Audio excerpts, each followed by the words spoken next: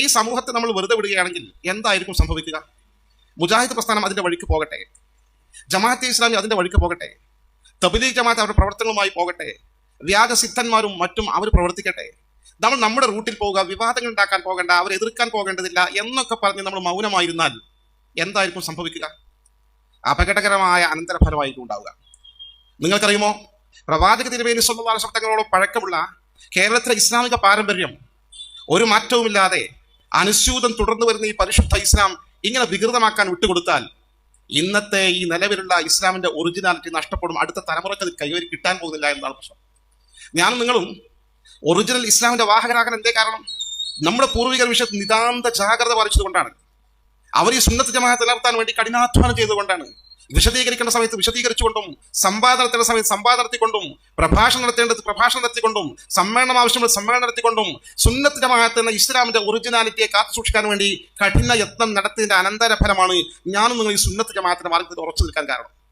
നമുക്ക് ഈ ഒരു ആദർശം, ഈ ആശയം, ഈ ആചാരങ്ങൾ, ഈ അനുഷ്ഠാന കർമ്മങ്ങൾ, ഈ വിശ്വാസങ്ങൾ ഇതേപടി നമ്മുടെ മക്കൾക്ക്, അടുത്ത തലമുറക്ക് കൈമാറണം. നിങ്ങൾ ഓർത്ത് നോക്കൂ, ഈ നിസ്സാരമായ കാര്യങ്ങൾ. നമ്മുടെ വീട്ടിൽ ഒരാൾ മരിച്ചു, ഒരു മുസ്ലിം സുഹൃത്ത് മരിച്ചാൽ നമ്മൾ ഉടനെ എന്തു ചെയ്യും? പ്രാഥമികമായി ചെയ്യേണ്ട കാര്യങ്ങളൊക്കെ നിർവഹിച്ച ശേഷം വീട്ടിൽ ഖുർആൻ ഓതാൻ അറിയുന്ന ആളുണ്ടെങ്കിൽ ഖുർആൻ ഓതാൻ ആരംഭിക്കും ആ മയ്യത്തിന് വേണ്ടി. ദ്വാ ചെയ്യാൻ കഴിയുന്ന ആൾ ദ്വാ ചെയ്തുകൊണ്ടിരിക്കും. പിന്നെ ആളുകളൊക്കെ വന്ന് ഒരുപാട് ഖുർആൻ ഓതി അവസാനം ആ ജനാസ എടുക്കും. ജനാസ എടുക്കുന്നതിന് മുമ്പ് പലരും വന്ന് ദ്വാ ചെയ്തു പോകും. യഥാർത്ഥത്തിൽ ആ കഴിഞ്ഞ് ലാസ്റ്റ് നമ്മൾ ജനാസ എടുത്ത് കൊണ്ടുപോകുന്നതിന് മുമ്പ് ഒരു യാസീൻ ഭക്തി നിർഭരമായ ഒരു പ്രാർത്ഥന. ഹബീബായ റസൂലുള്ളാഹി സ്വല്ലല്ലാഹു അലൈഹി വസല്ലം തങ്ങൾ പറഞ്ഞു, ഇഖ്റഉ അലാ മൗതാക്കും സൂറത്ത യാസീൻ. നിങ്ങൾ മരണാസന്നരായ ആളുകൾക്കും മരിച്ചുപോയ ആളുകൾക്കും വേണ്ടി നിങ്ങൾ യാസീൻ സൂറത്ത് ഓതുക. നമ്മൾ ആ യാസീൻ ഓതും. എന്നിട്ടൊരു ഭക്തി നിർഭരമായ പ്രാർത്ഥന മയ്യത്തിന് വേണ്ടി. അല്ലാഹുമ്മ ഗ്ഫിർ ലഹു, അല്ലാഹുവേ ഈ സഹോദരന് പുറത്തു കൊടുക്കണേ അല്ലാ, അല്ലാഹുമ്മ ഇർഹംഹു, അല്ലാഹുവേ ഇവനോട് വാത്സല്യം കാണിക്കണേ അല്ലാ എന്നിങ്ങനെ തുടങ്ങി ഭക്തി നിർഭരമായ പ്രാർത്ഥന നടത്തുമ്പോൾ പലരും വിങ്ങി വിങ്ങി പൊട്ടി കാമീൻ പറയും. പ്രത്യേകിച്ച് ആ വീട്ടുകാരും മയ്യത്തിന്റെ അടുത്ത ബന്ധുക്കളും. ഒരു പക്ഷേ ആ ജനസമൂഹത്തെ ആ ഒരു പ്രാർത്ഥന മതിയായിരിക്കും ഈ മയ്യത്തിന് അള്ളാഹു ദോഷങ്ങൾ പുറത്തു കൊടുക്കാൻ. എന്നിട്ട് നമ്മൾ കബറടക്കും.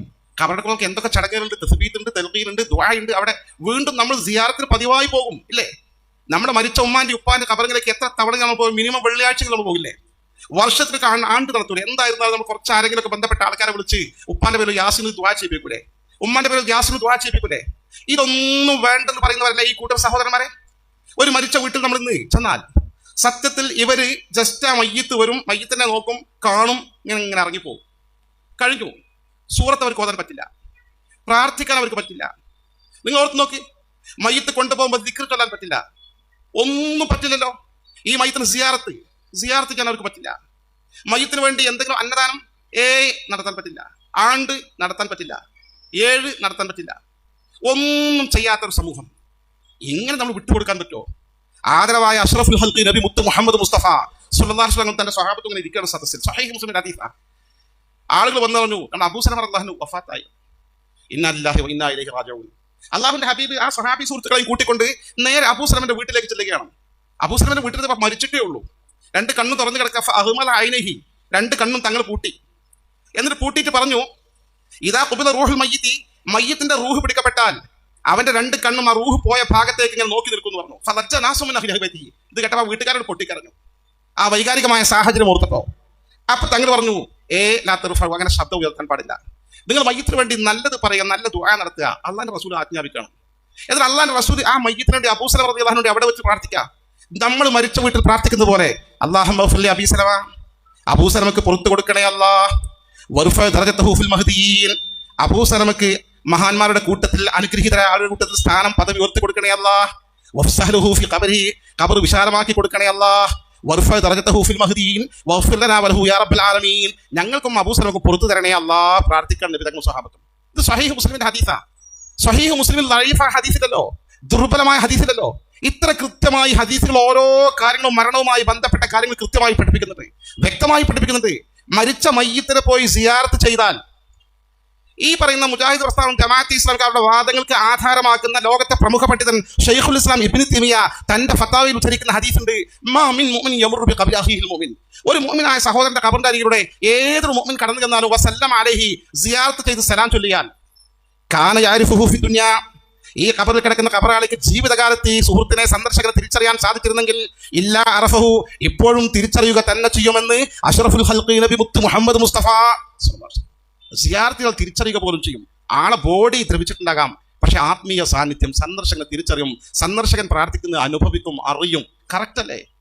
ഇതെല്ലാം മാറ്റിമറിച്ച് ഒരു സിയാറത്ത് പോലും ചെയ്യില്ല. ഞാൻ ഫറൂഖ് റൗത്തുൽ അറബി കോളേജ് PG പഠിച്ചവരാണ്. ഇന്നത്തെ ഫാറൂഖ് കോളേജിന്റെ വിശാലമായ ക്യാമ്പസ് ഉണ്ടല്ലോ, മുനമ്പം ഭൂമി വഖഫ് ചെയ്തു എന്ന് പറയുന്ന ആ ക്യാമ്പസിൽ, അതിന്റെ സ്ഥാപകൻ മൗലവി അബുസബാഹ് മൗലവിയാണ്. അബുസബാഹ് മൗലവിയുടെ ഖബർ ആ ക്യാമ്പസിന്റെ അകത്തുണ്ട്, അതിന്റെ പള്ളി തൊട്ടുപ്പുറത്തുണ്ട്. ഞാൻ 2 വർഷം അവിടെ PG പഠിച്ചപ്പോൾ എൻ്റെ ജീവിതത്തിൽ ഒരേ ഒരു മനുഷ്യനാണ് അവിടെ സിയാറത്ത് ഞാൻ കണ്ടിട്ടുള്ളത്, ഒരൊറ്റ മനുഷ്യൻ.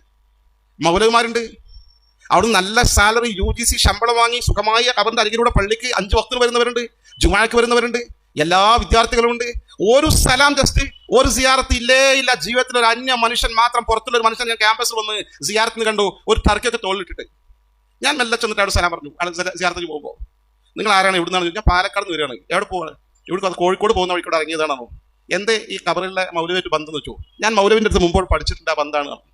നിങ്ങൾ മുജാഹിദാണല്ലോ? ഇല്ല, ഞാൻ സുന്നി തന്നെയാണ്. അപ്പോൾ മൂപ്പരാണ് സുന്നിയ. ആകെ ഒരാളവിടെ സിയാറത്ത് ചെയ്തത് ആള് സുന്നിയാണ്.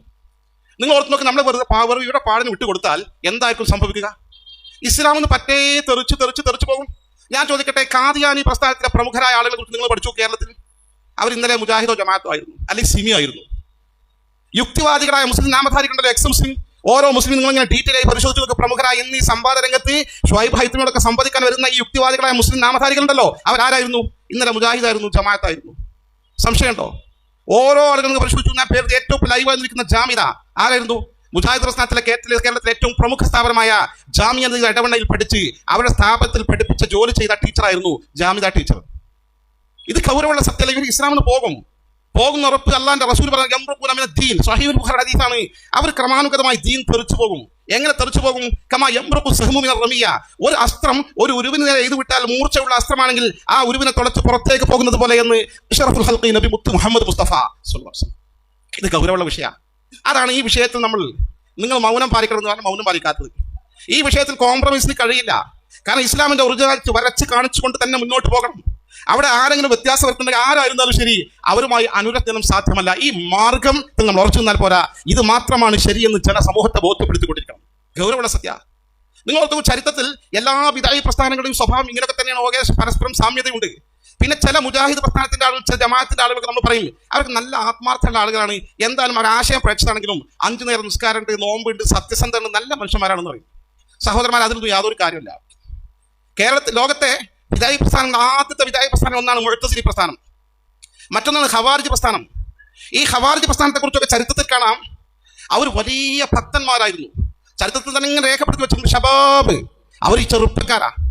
മുഖ്തഹിരൂന ഫി ഷബാബിഹിം, യൗവനമുണ്ടെന്നതോടൊപ്പം തന്നെ ഒരു മധ്യവയസ്കന്റെ പക്വതയും വിവേകവുമുള്ള നല്ല ചെറുപ്പക്കാർ. ഗലീലതൻ അനി ശർരി അഅ്യുനുഹും, ഹറാമായ കാര്യം കണ്ടാൽ, ഇസ്ലാമിന്റെ വിലക്കപ്പെട്ട കാര്യം കണ്ടാൽ ദൃഷ്ടി താഴ്ന്നു പോകും. ഒരു അന്യ പെണ്ണിനെ കണ്ടാൽ നോക്കി നിൽക്കുക, ഉടനെ കണ്ണു താഴ്ത്തും. ഫഖീരതൻ അനിൽ അർജുലി അനിൽ ബാത്തിൽ അർജുലുഹും, തെറ്റായ കാര്യങ്ങളെ കാലുകൊണ്ട് നടക്കണം എന്ന് വിചാരിച്ചാൽ പോകൂല, കാല് ഭാരമായിരിക്കും. ആ കാലിയുടെ അടി മുന്നോട്ട് വെക്കൂല, പോകൂല ഹറാമിലേക്ക്. വൈദാ മർറൂ ബി ആയത്തിൻ മിൻ ദിക്രിൽ ജന്ന, അവർ ഖുർആൻ ഇങ്ങനെ ഓതിയിരിക്കും. ഓതി സ്വർഗത്തെ കുറിച്ച് ഇങ്ങനെ വർണ്ണിക്കുന്ന ആയത്തിലൂടെ കടന്നു പോയാൽ ബകാ ശൗഖൻ ഇലൈഹാ, ആ സ്വർഗത്തിലേക്കുള്ള അമിതമായ താല്പര്യം കൊണ്ട് പൊട്ടി കരഞ്ഞു പോകും. വൈദാ മർറൂ ബി ആയത്തിൻ മിൻ ദിക്രിൻ നാർ, നരകത്തെ കുറിച്ച് പറഞ്ഞ ആയത്തിനെ പരാമർശിക്കുന്ന ഭാഗത്തൂടെ കടന്നു പോയാൽ അവർ ഷഹിഖത്തൻ വാഹിദ കഅന്ന സഫീറ ജഹന്നം ബൈന യദൈഹി, ഒരൊറ്റ അട്ടഹാസ. നരകത്തിന്റെ ആരവം, ആ ഭീകരമായ ആരവം തന്റെ മുമ്പിൽ നേർക്കുനേരെ ചെവിയിൽ കേട്ടതുപോലെ. ഇമാതിരി ഭക്തന്മാരായിരുന്നു. പക്ഷെ ആ ഖവാരിജ് പ്രസ്ഥാനം അലി റളിയല്ലാഹു അൻഹുവിന്റെ കാലഘട്ടത്തിലാണ് ഉള്ളതെടുത്തത്. അലി റളിയല്ലാഹു അൻഹു അനുരഞ്ജനത്തിന്റെ മാർഗത്തിലെ നേർപാതയെ കൊണ്ടുവരാൻ അവർ ചർച്ച നടത്തി, സംവാദം നടത്തി. അവർ പിൻവാങ്ങുന്നില്ലെന്ന് കണ്ട് ബാക്കി നിൽക്കുന്ന ആളുകൾ, പിൻവാങ്ങാത്ത ആളുകൾക്കെതിരെ വിട്ടുവീഴ്ചയില്ലാത്ത സമരം നടത്തി. എന്നാൽ ഇതുപോലെ ക്യാമ്പയിൻ നടത്തിയത് അവരെ യുദ്ധം ചെയ്തുകൊണ്ട്, കൊലപ്പെടുത്തിക്കൊണ്ട്, അടിച്ചമർത്തി ആ ഭീകര പ്രസ്ഥാനത്തെ തുടച്ചു മാറ്റി. എന്തേ പ്രശ്നം? ബിദഅി പ്രസ്ഥാനം ഇസ്ലാമിന്റെ നേർപാതയിൽ വിധിച്ചു അപകടകാരികളാണ്. അവർ നിലനിന്നാൽ ഇസ്ലാമിന് നശിക്കും, ഇസ്ലാമിന് പരിക്കേൽക്കും, ഒറിജിനൽ ഇസ്ലാം നഷ്ടപ്പെടും. അവരുടെ പ്രധാന ആശയം എന്തായിരുന്നു? പ്രധാനമായ ആശയം ഇതിൽ ഹുക്മു ഇല്ല, അധികാരം അള്ളാഹുവിന് മാത്രം, അധികാരം അള്ളാഹുവിന് മാത്രം. അതിനല്ലേ ജമാഅത്തെ ഇസ്ലാമിന്റെ വാദം. ഇനിൽ ഹുക്മുലില്ല, സെയിം ആശയമല്ല അവർ പറയുന്നത്. ഇസ്ലാമിക ഭരണകൂടം മാത്രമേ ഞങ്ങൾ അംഗീകരിക്കൂ, മറ്റു ഭരണകൂടങ്ങൾ അംഗീകരിക്കാൻ കഴിയില്ല എന്ന്. ഇപ്പൊ അംഗീകരിക്കാൻ ചില ന്യായങ്ങളൊക്കെ പറയുന്നുണ്ടെങ്കിലും അടിസ്ഥാനപരമായ ആശയം അങ്ങനെ തന്നെയല്ല അവരുടേത്. ഇത് മാത്രമല്ല, ഏത് പ്രസ്ഥാനങ്ങളും ഇങ്ങനെയൊക്കെ തന്നെയാണ്. അവർ നല്ല പണ്ഡിതന്മാരാണ്, തഖ്വയുള്ളവരാണ്, നല്ല ഭക്തിയുള്ളവരാണ്. പക്ഷേ ആദർശത്തിൽ വ്യതിചരിച്ചാൽ അവരെ കാര്യത്തിൽ കോംപ്രമൈസ് ഇല്ല എന്ന് പൂർവികർ പഠിപ്പിച്ച പാഠമാണ്. കാരണം ഇസ്ലാം ഒറിജിനൽ അള്ളാഹുവിന്റെ ദീനാണ്. ആ ദീനിൽ കൈവെക്കാൻ ഒരാൾക്കും അവകാശമില്ല. മുഅ്തസിലി പ്രസ്ഥാനം എന്ന് പറയുമ്പോൾ അതിന്റെ ഏറ്റവും വലിയ പ്രത്യേകത എന്താണ്? മുഅ്തസിലി പ്രസ്ഥാനത്തിന്റെ ഏറ്റവും വലിയ പ്രത്യേകത അവർ ബുദ്ധിക്ക് പ്രാധാന്യം കൊടുക്കുന്നവരാണ്. ഇതൊന്നും പുതിയതല്ലോ. അള്ളാഹുവിന്റെ റസൂലിന്റെ സ്വഹാബത്തിന്റെ തൊട്ടുടനൊക്കെ വന്ന പ്രസ്ഥാനങ്ങളാണ് മുഅ്തസിലി പ്രസ്ഥാനം. അവർ യുക്തിക്ക് പ്രാധാന്യം കൊടുക്കുന്ന ആളുകളാണ്. അവരുടെ പുതിയ വാദങ്ങൾ, ഒരു വാദം യുക്തിക്ക് പ്രാധാന്യം കൊടുക്കുക, ബുദ്ധിക്ക് പ്രാധാന്യം കൊടുക്കുക. ബുദ്ധിക്ക് പ്രാധാന്യം കൊടുക്കുക എന്ന് പറയുമ്പോൾ ഒരു ഹദീസും മനുഷ്യന്റെ ബുദ്ധിയും പരസ്പര വിരുദ്ധമായാൽ ഹദീസിനെ തള്ളും, മനുഷ്യന്റെ ബുദ്ധിക്ക് പ്രാധാന്യം കൊടുക്കും. അല്ലെ, ഒന്നുകൂടി വ്യക്തമായി പറഞ്ഞാൽ, ഒരു ഹദീസും മനുഷ്യന്റെ ബുദ്ധിയും തമ്മിൽ പരസ്പര വിരുദ്ധമായാൽ നമ്മുടെ ബുദ്ധി പറയുന്നത് ശരിയല്ല, അല്ലെങ്കിൽ ശാസ്ത്രം പറയുന്നത് ശരിയല്ല, പക്ഷേ ഹദീസ് സ്വഹീഹാണ്, അപ്പൊ ഹദീസ് തള്ളും, ശാസ്ത്രത്തെ നമ്മൾ ശരിവെക്കും. ഈ നിലയിൽ ശാസ്ത്രത്തിനും ബുദ്ധിക്കും അമിത പ്രാധാന്യം കൊടുക്കുന്ന വിഭാഗമാണ് മുഅ്തസിലി പ്രസ്ഥാനം. അതല്ല ഇന്നത്തെ മുജാഹിദ് പ്രസ്ഥാനം, ജമാഅത്തെ ഇസ്ലാമി. എത്രയോ ഹദീസുകൾ ഇന്നത്തെ അഭിനവ മുജാഹിദ് ജമാഅത്ത് പ്രസ്ഥാനങ്ങൾ ബുദ്ധിക്ക് പ്രാധാന്യം കൊടുക്കുന്ന പേരിൽ, ശാസ്ത്രത്തിന് പ്രാധാന്യം കൊടുക്കുന്ന പേരിൽ ശാസ്ത്രീയമായി സ്ഥിരീകരിക്കാൻ കഴിയുന്നില്ലെന്ന് തള്ളിക്കളഞ്ഞിട്ടില്ലേ? നിങ്ങൾ ശരിക്കും ചിന്തിക്കണം. അന്നത്തെ ബിദഈ പ്രസ്ഥാനങ്ങളുടെ തനിപ്പകർപ്പുകളാണ് ഇന്നത്തെ പ്രസ്ഥാനങ്ങൾ. അവർക്ക് പുതിയ വാദങ്ങൾ അഡീഷണൽ വന്ന് ചേർക്കുന്നത് മാത്രം. ഇക്കഴിഞ്ഞ മുജാഹിദ് സംസ്ഥാന സമ്മേളനങ്ങൾ ശ്രദ്ധിച്ചിരിക്കും. കോഴിക്കോട് നടന്ന മുജാഹിദ് സംസ്ഥാന സമ്മേളനത്തിൽ ഒരു മൗലവി തന്റെ പ്രഭാഷണത്തിൽ പറഞ്ഞു, സ്വഹീഹായ ഒരു ഹദീസ് ഉദ്ധരിച്ചു. എന്താണ് ഹദീസ്? ഇദാ വലഗൽ കൽബു ഫി ഇനാഇ അഹദികും ഫൽയഗ്സിലു സബ്അ മർറാത്ത് ഉലാഹുന്ന ബിത്തുറാബ്. നിങ്ങളുടെ പാത്രത്തിൽ ഒരു പട്ടി തലയിട്ടാൽ ആ പാത്രം നിങ്ങൾ 7 തവണ കഴുകണം, 1 തവണ മണ്ണ് കൊണ്ടായിരിക്കണമെന്ന്. ഈ ഹദീസ് പറഞ്ഞിട്ട് അദ്ദേഹം പറഞ്ഞ ഹദീസ് സ്വഹീഹാണ്. പക്ഷേ ആ ഹദീസ് ശാസ്ത്രത്തിന് നിരക്കാത്തതായതുകൊണ്ട്, ബുദ്ധിക്ക് നിരക്കാത്തതായതുകൊണ്ട് നമുക്ക് ഹദീസ് സ്വീകാര്യമല്ല. ഇത്തരം ഹദീസുകൾ കടക്കാലത്ത് കടന്നുകൂടിയതായിരിക്കും, പ്രവാചകരെ തെറ്റിദ്ധരിപ്പിക്കേണ്ടതാക്കും. അതുകൊണ്ട് ആ ഹദീസ് തള്ളിക്കളയണം എന്ന് പറഞ്ഞു. കാരണം മൗലവി ഇത്ര പ്രായം ചെന്ന ആളാണ്. അദ്ദേഹം നേരത്തെ വായിച്ച ശാസ്ത്ര പഠനങ്ങൾ അനുസരിച്ച് ഈ ഹദീസ് ശാസ്ത്രീയമായി സ്ഥിരീകരിക്കപ്പെടാത്തതായതുകൊണ്ട് തള്ളിക്കളയണമെന്ന് അദ്ദേഹം പഠിച്ചു വെച്ചിട്ടുണ്ട്. സത്യത്തിൽ ആ സ്റ്റേജിൽ തന്നെ ഇരിക്കുന്ന ചെറുപ്പക്കാരായ മൗലവിമാർക്കറിയാം, പുതിയ കാലഘട്ടത്തിൽ ഈ ഹദീസ് ശാസ്ത്രീയമായി സ്ഥിരീകരിക്കപ്പെട്ടിട്ടുണ്ട് എന്ന് ഈ പുതിയ തലമുറക്കറിയാം. ഞാൻ സൂചിപ്പിച്ച ഹദീസ് ഈ വായിച്ച ഹദീസല്ല, ഒന്ന് ജസ്റ്റ് തിരുത്തണം.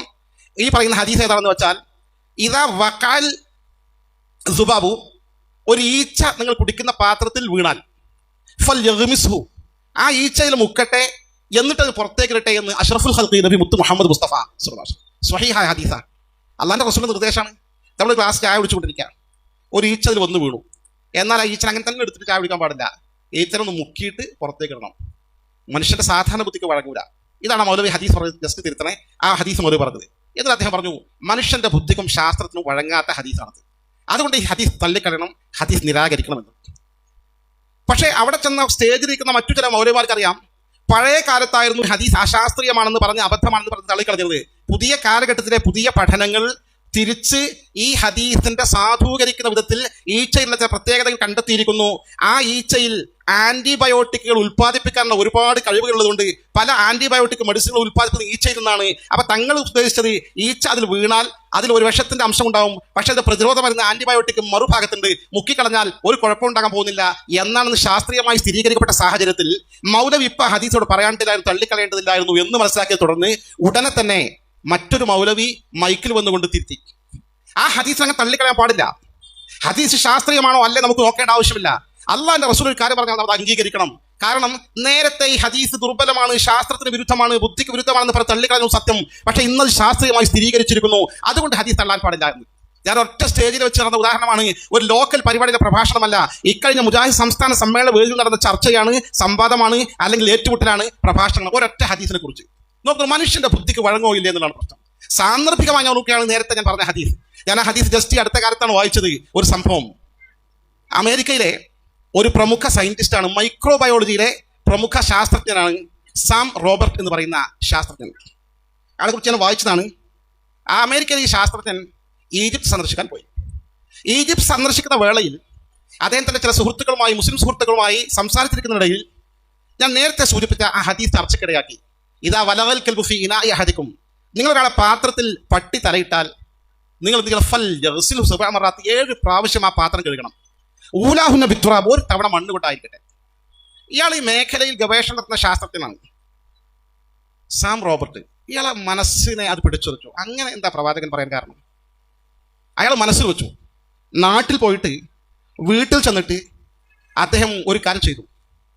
പട്ടി തലയിട്ട പാത്രം അദ്ദേഹം നന്നായി സോപ്പ് ഉപയോഗിച്ച് ഉരച്ച് തേച്ച് കഴുകി. സാധാരണ വെള്ളം കൊണ്ടല്ല, 7 തവണ അദ്ദേഹം ഉരച്ച് തേച്ച് കഴുകി. എന്നിട്ട് മൈക്രോസ്കോപ്പ് ഉപയോഗിച്ച് അദ്ദേഹം നിരീക്ഷണം നടത്തി. ധാരാളം ബാക്ടീരിയകൾ, നായ തൊട്ട സ്ഥലത്തുള്ള ആ ബാക്ടീരിയകൾ അതേപടി നിലനിൽക്കുന്നുണ്ട്, ഒന്നും പോയിട്ടില്ല, അപ്രത്യക്ഷമായിട്ടില്ല. ശേഷം അദ്ദേഹം ഇതേ പാത്രം, നായ തലയിട്ട പാത്രം, അദ്ദേഹം 6 തവണ വെള്ളം കൊണ്ട് കഴുകി, 1 തവണ മണ്ണ് ചേർത്ത വെള്ളം കൊണ്ട് കഴുകി. ശേഷം അദ്ദേഹം ലബോറട്ടറിയിൽ പരിശോധിച്ച് നോക്കിയപ്പോൾ ഈ മില്യൺ കണക്കിന് ബാക്ടീരിയകൾ മുഴുവനും അപ്രത്യക്ഷമായിരിക്കുന്ന അത്ഭുതകരമായ കാര്യം കണ്ടപ്പോൾ അയാൾ ഇസ്ലാം മതം സ്വീകരിച്ചിരിക്കുന്നു. പുതിയ വാർത്ത പുറത്തു വന്നിരിക്കുന്നു. ഈ കഴിഞ്ഞ ആഴ്ചകൾ സംഭവിച്ച വാർത്തയാണ് ഇത്. ഞാൻ സൂചിപ്പിച്ചത് ഹദീസുകൾ എന്ന് പറയുമ്പോൾ അഷ്റഫുൽ ഹൽക്ക് നബി മുത്ത് മുഹമ്മദ് മുസ്തഫ സ്വല്ലല്ലാഹു അലൈഹി വസല്ലമയുടെ വാക്കുകളാണ്. തങ്ങളൊരു കാര്യം പറഞ്ഞാൽ ഒമാ യന്തിഖു അനിൽ ഹവ ഇൻ ഹുവ ഇല്ലാ വഹയ്യു യൂഹ. അള്ളാഹുവിന്റെ ഹബീബ് ഒരു വാക്കും സ്വന്തം ഉച്ചരിക്കില്ല, അള്ളാഹുവിൽ നിന്ന് കിട്ടുന്ന വഹി അനുസരിച്ചല്ലാതെ, ദിവ്യ സന്ദേശം അനുസരിച്ചല്ലാതെ. അതുകൊണ്ട് കണ്ണും ചിമ്മി ഖുർആനും ഹദീസും സ്വീകരിക്കണം. അത് നിഷേധിക്കാൻ പാടില്ല. ചിലത് സ്വീകരിക്കും, ചിലത് തള്ളിക്കളയും ചെയ്യുന്ന, ബുദ്ധിക്കനുസരിച്ച് പ്രമാണങ്ങൾ തള്ളിക്കളയുന്ന, അല്ലെങ്കിൽ ശാസ്ത്രത്തിന്റെ അനുസരിച്ച്, ശാസ്ത്ര നിഗമനത്തിനനുസരിച്ച് പ്രമാണങ്ങൾ തള്ളിക്കളയുന്ന രീതി കേരളത്തിലെ മുജാഹിദ് പ്രസ്ഥാനങ്ങൾ ധാരാളമായി സ്വീകരിച്ചിട്ടുണ്ട്, തള്ളിക്കളഞ്ഞിട്ടുണ്ട്. ഈ തള്ളിക്കളയുന്ന പ്രവണത അത്യന്തം അപകടകരമാണ്. കാരണം ശാസ്ത്രീയമായി പിൽക്കാലത്ത് ഇവർ തള്ളിക്കളഞ്ഞ ഹദീസ് തന്നെ സ്ഥിരീകരിച്ചുകൊണ്ടിരിക്കുകയാണ്. 1-2 സാമ്പിൾ നമുക്ക് ബോധ്യപ്പെട്ടല്ലോ. ഹബീബായ റസൂലുള്ളാഹി സ്വല്ലല്ലാഹു അലൈഹി വസല്ലം തങ്ങൾക്ക് സിഹിർ ബാധിച്ചു. സിഹിർ മാറണം, അതൊക്കെ അന്ധവിശ്വാസമല്ലേ, അത് ഖുറാഫാത്തല്ലേ? സ്വഹീഹുൽ ബുഖാരിയുടെ ഹദീസാണ്. സ്വഹീഹുൽ ബുഖാരിയുടെ ഹദീസ് എന്ന് പറഞ്ഞാൽ അസഹുൽ കുതുബ് ബഅദ കിതാബില്ല, അള്ളാഹുവിന്റെ കിതാബായ ഖുർആൻ കഴിഞ്ഞാൽ ലോകത്തെ ഏറ്റവും പ്രാമാണികമായ ഇസ്ലാമിക ലോകത്തെ ഗ്രന്ഥമാണ് സ്വഹീഹുൽ ബുഖാരി. ഒരൊറ്റ ലൈഫായ ഹദീസ് അതില്ല. പക്ഷേ കേരളത്തിലെ മുജാഹിദ് പ്രസ്ഥാനം സ്വഹീഹുൽ ബുഖാരി ഹദീസിനെ തള്ളിക്കളയുകയാണ്, കണ്ണും ചിമ്മിക്കാതെ തള്ളിക്കളയുകയാണ്. അതിലൊരു ഹദീസാണ് നബി സല്ലല്ലാഹു അലൈഹി വസല്ലം സിഹിർ ബാധിച്ചു എന്ന ഹദീസ്. എന്താ ഹദീസിലുള്ളത്? ആയിഷ ബിബി റളിയല്ലാഹു അൻഹ പറയുന്നു, നബി സല്ലല്ലാഹു അലൈഹി വസല്ലം തങ്ങൾ എൻ്റെ അടുക്കൽ വന്നു.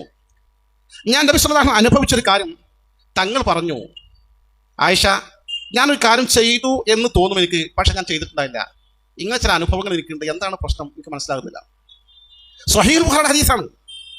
കുറച്ച് ദിവസങ്ങൾക്ക് ശേഷം നബി സല്ലല്ലാഹു അലൈഹി വസല്ലം തങ്ങൾ പറഞ്ഞു, ആയിഷ, എനിക്ക് എൻ്റെ കാര്യം പിടികിട്ടിയിട്ടുണ്ട്, നമ്മുടെ സംശയത്തിന് ആൻസർ കിട്ടിയിട്ടുണ്ട് എന്ന് പറഞ്ഞു. ഞാൻ രാത്രി ഉറങ്ങിക്കിടക്കുമ്പോൾ എൻ്റെ തലയുടെ അടുക്കൽ ഒരാളിരുന്നു, എൻ്റെ കാലിൻ്റെ ഭാഗത്ത് മറ്റൊരാളിരുന്നു.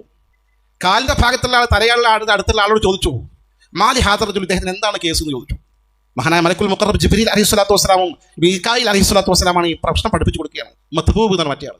ആൾക്ക് മാരണം ബാധിച്ചിട്ടുണ്ട്, സിഹിർ ബാധിച്ചിട്ടുണ്ട്. എന്താണ് അദ്ദേഹത്തിന് മാരണം സംഭവിച്ചത്?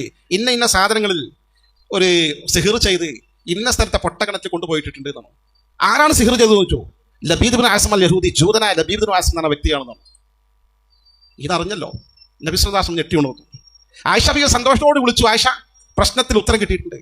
നേരെ നബി തങ്ങൾ സ്വഹാബത്തിനെ കൂട്ടിക്കൊണ്ട് ആ കിണറിൻ്റെ അടുത്തേക്ക് പോയി. നോക്കുമ്പോൾ ആ കിണറിലെ വെള്ളം മൈലാഞ്ചി കിണറായി മാറിയിട്ടുണ്ട്, വിവർണമായിട്ടുണ്ട്.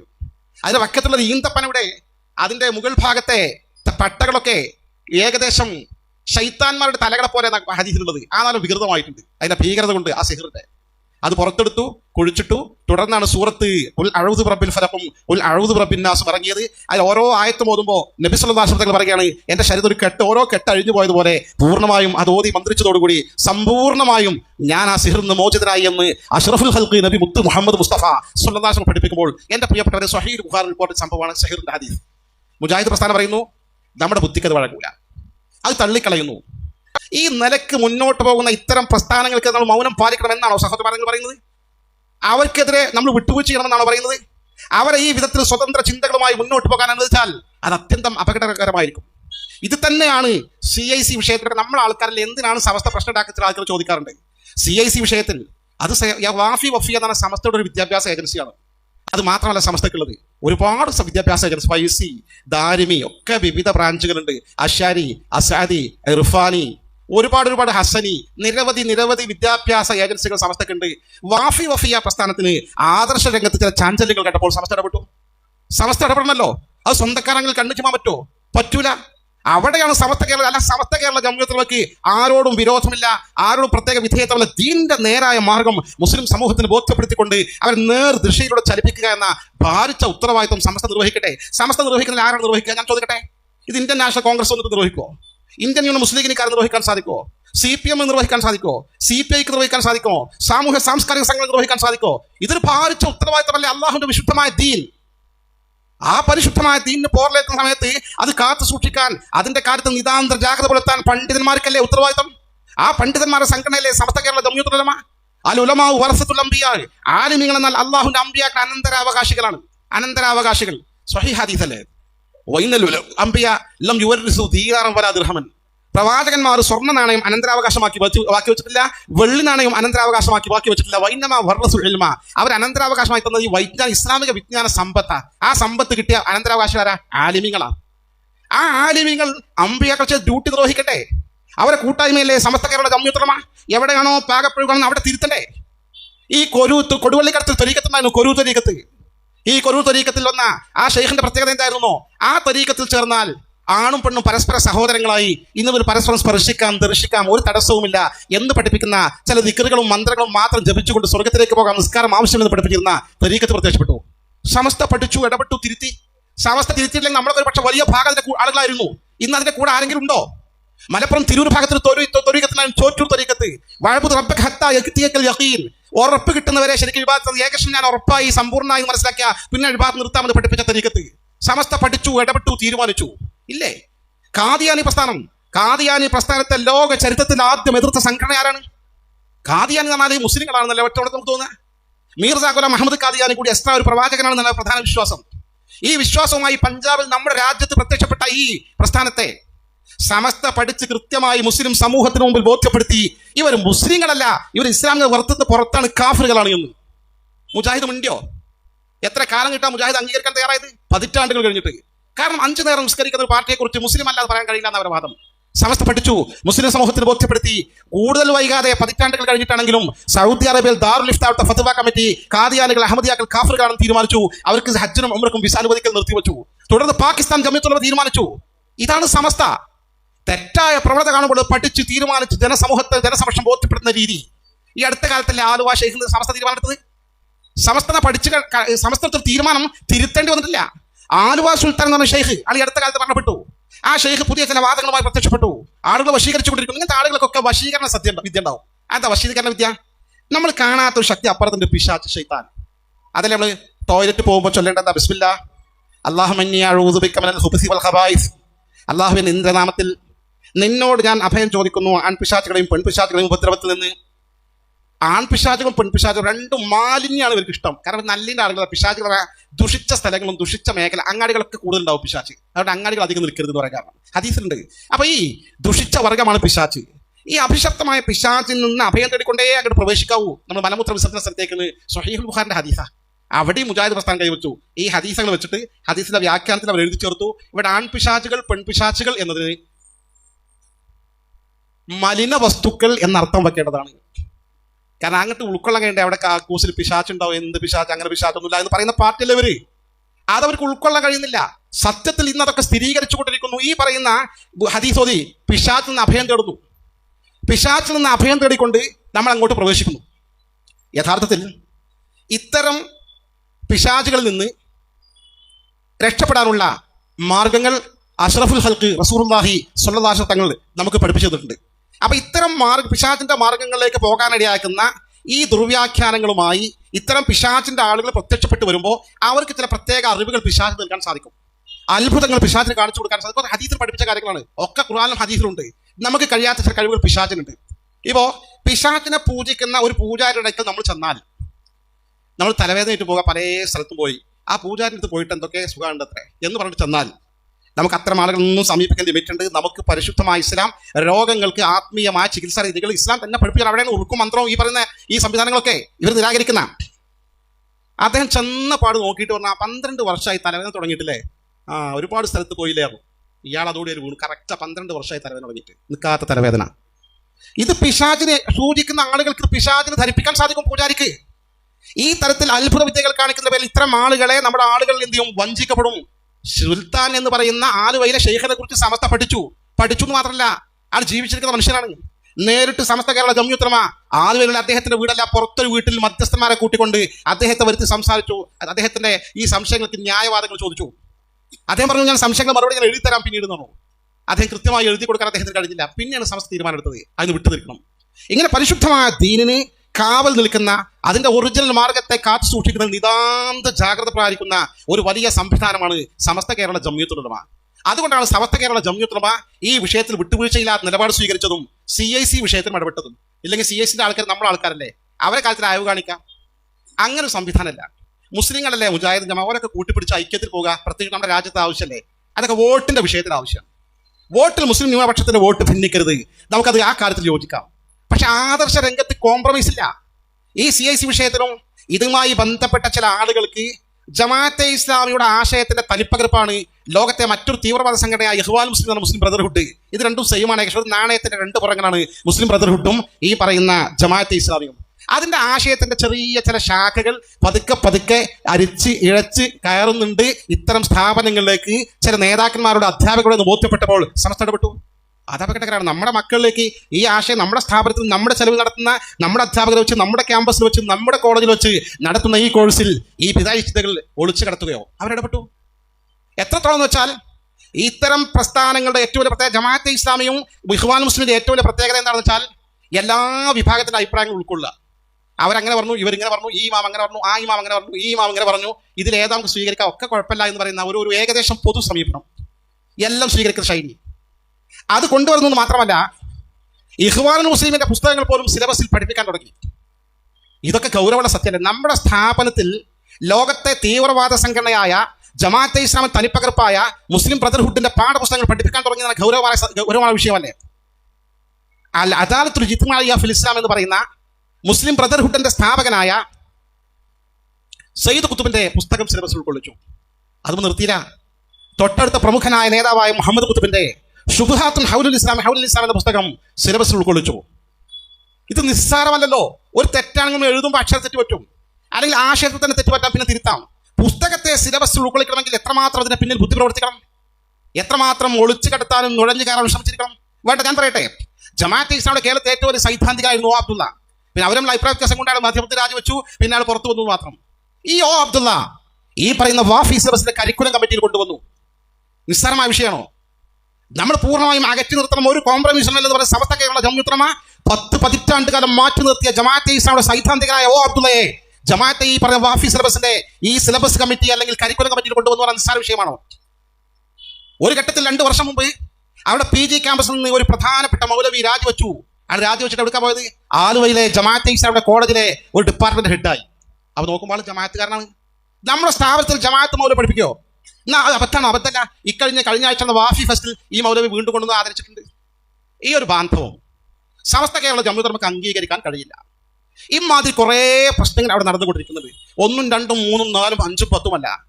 അഹമ്മദ് ഈസ ആഷൂറ എന്ന് പറയുന്ന സലഫി ഇഖ്വാനി പണ്ഡിതൻ എഴുതിയ തറാവിഹ് 8 റക്അത്ത് എന്ന് പഠിപ്പിക്കുന്ന അൽ ഫിഖ്ഹുൽ മുയസ്സർ എന്ന പുസ്തകം അവിടെ സിലബസിൽ കടന്നുകൂടി. അബദ്ധം എന്ന് പറയാൻ പറ്റുമോ? ഇന്നലെ പട്ടിക്കാട് ജാമിഅയുടെ സിലബസ് അങ്ങനെ വരാത്തത്? എന്തേ നന്ദി ദാറുസ്സലാമിന്റെ സിലബസ് അങ്ങനെ വരാത്തത്? എന്തേ കടമേർ റഹ്മാനിയുടെ സിലബസ് അങ്ങനെ വരാത്തത്? എന്തേ ഇർഫാനിയ കോളേജിന്റെ സിലബസ് അങ്ങനെ വരാത്തത്? എന്തേ അസ്അദിയ കോളേജിന്റെ സിലബസ് അങ്ങനെ വരാത്തത്? എന്തേ അശ്അരിയ കോളേജിന്റെ സിലബസ് അങ്ങനെ വരാത്തത്? എന്തേ ലോകത്ത് എവിടെയും സമസ്തയുടെ ഒരു സ്ഥാപനം വരാതെ ഇവിടെ മാത്രം ജമാഅത്തിന്റെ ആശയങ്ങൾ, ഇഖ്വാൻ മുസ്ലിമിന്റെ ആശയങ്ങൾ കടന്നു വന്നുകൊണ്ടിരിക്കുന്നു? അപ്പൊ സമസ്ത ഇടപെടണ്ടേ? ആർക്കാണ് സംശയിക്കാൻ സാധിക്കുക? സമസ്ത കേരള ജംഇയ്യത്തുൽ ന്യായമായും ഇടപെട്ടു, തിരുത്തണമെന്നാവശ്യപ്പെട്ടു. ഒരു നിലക്കും തിരുത്തി മുന്നോട്ട് പോകാൻ സാധിക്കുന്നില്ലെന്ന് മാത്രമല്ല, വെല്ലുവിളിച്ചുകൊണ്ട് മുന്നോട്ട് പോവുകയാണെന്ന് പറഞ്ഞപ്പോൾ സമസ്ത ചില തീരുമാനങ്ങൾ എടുത്തു. ഇതല്ല സമസ്ത കേരള ജംഇയ്യത്തുൽ ഉലമ അന്ധമായി ഒരു വിഭാഗത്തെ എതിർക്കുന്ന കൂട്ടത്തിൽ സമസ്തക്ക് ഒരൊറ്റ നിർബന്ധമുണ്ട്, വഅന്ന ഹാദാ സിറാത്തി മുസ്തഖീമ. വിശുദ്ധ ഖുർആൻ പറഞ്ഞു, ഇതാണ് എന്റെ നേരായ മാർഗം. അല്ലാഹു പറഞ്ഞിട്ടുണ്ട്, ഇതാണ് എന്റെ നേരായ മാർഗം. വഅന്ന ഹാദാ സിറാത്തി മുസ്തഖീമ ഫത്തബിഉ, ആ മാർഗത്തെ നിങ്ങൾ പിൻപറ്റണം. വലാ തത്തബിഉ സുബുൽ, മറ്റ് വഴികൾ നിങ്ങൾ പിൻപറ്റരുത്. ഫതഫറഖു ബികും അൻ സബീലി, മറ്റ് മാർഗങ്ങൾ നിങ്ങൾ പിൻപറ്റിയാൽ നിങ്ങളെ അത് ചിതറിച്ച് കളയും, ചിന്ന ഭിന്നമാക്കി കളയും. ദാലികും വസ്സാകും ബിഹി, ഇത് അല്ലാഹുവിന്റെ വസിയത്താ. ശരിക്കും ശ്രദ്ധിക്കണം, ഈ മാർഗത്തിൽ മാത്രം ഉറച്ചു നിൽക്കണം. ലഅല്ലകും തത്തഖൂൻ, നിങ്ങൾ ഭക്തന്മാരായിരിക്കാൻ വേണ്ടി, സൂക്ഷ്മതയുള്ളവരാകാൻ വേണ്ടി. എൻ്റെ പ്രിയപ്പെട്ട പൊന്നനുജന്മാരെ, ജ്യേഷ്ഠ സഹോദരന്മാരെ, SKSS സംസ്ഥാന കമ്മിറ്റി എന്ന് പറയുമ്പോൾ സമസ്തയുടെ വിദ്യാർത്ഥി യുവജന വിഭാഗമാണ്. അവർ ഈ ആദർശ ക്യാമ്പയിൻ നടത്തേണ്ട സമയത്താണ് നടത്തിയിട്ടുള്ളത്. ഇൻഷാ അല്ലാഹ് അത്തരം ആവശ്യമാകുന്ന ഘട്ടത്തിൽ ആരെതിർത്താലും ശരി, ആരൊക്കെ പാര വെച്ചാലും ശരി, ആരൊക്കെ വെല്ലുവിളിച്ചാലും ശരി, ഇത്തരം ആദർശ ക്യാമ്പയിനുകളുമായി സമസ്ത കേരള ജംഇയ്യത്തുൽ കീഴിൽ ഈ പ്രസ്ഥാനം മുന്നോട്ട് പോവുക തന്നെ ചെയ്യും. ഒരു സംശയവും വേണ്ട. സമസ്ത കേരള ജംഇയ്യത്തുള്ള ഈ ആദർശം ഉയർത്തിപ്പിടിച്ചുകൊണ്ട് കഴിഞ്ഞ 99 വർഷക്കാലം പൂർവികരുത് മുന്നോട്ട് പോയിട്ടുണ്ടെങ്കിൽ നമ്മളത് ഏറ്റെടുത്തുകൊണ്ട് മുന്നോട്ട് പോകും. അതിന്റെ ഭാഗമാണിത്. ആരും തെറ്റിദ്ധരിക്കേണ്ടതില്ല. അല്ലാഹു സുബ്ഹാനഹു വ തആല ഈ പരിശുദ്ധമായ ദീനിന്റെ ഒറിജിനൽ മാർഗ്ഗം മനസ്സിലാക്കി അതിൽ അടിയുറച്ചു നിന്നുകൊണ്ട് ജീവിച്ച് അവസാനം വരെ മുന്നോട്ട് പോകാൻ നമുക്കൊക്കെ തൗഫീഖ് നൽകി അനുഗ്രഹിക്കുമാറാകട്ടെ. അല്ലാഹു വിശുദ്ധമായ ഈ മാസം റജബിൽ നമുക്ക് ബറക്കത്ത് ചെയ്യട്ടെ, ശഅബാനിലും ബറക്കത്ത് ചെയ്യട്ടെ, റമദാൻ നമ്മൾ എത്തിച്ചു തരുമാറാകട്ടെ. നമുക്കൊക്കെയും അല്ലാഹുവിന്റെ മഹലായ ഫദ്ൽ കൊണ്ട് ദീർഘായുസ്സും ആഫിയത്തും ആരോഗ്യവും നൽകി അനുഗ്രഹിക്കുമാറാകട്ടെ. ഈ സംഘടന പ്രവർത്തികൾ അല്ലാഹു കരുത്ത് പ്രദാനം ചെയ്യുമാറാകട്ടെ. നമ്മുടെ എല്ലാ കാര്യവും അല്ലാഹു സമൃദ്ധി നൽകി അനുഗ്രഹിക്കുമാറാകട്ടെ. എല്ലാവിധ ആപത്തുകളിൽ നിന്നും പ്രയാസങ്ങളും അല്ലാഹു നമ്മളെ കാത്തുരക്ഷിക്കുമാറാകട്ടെ.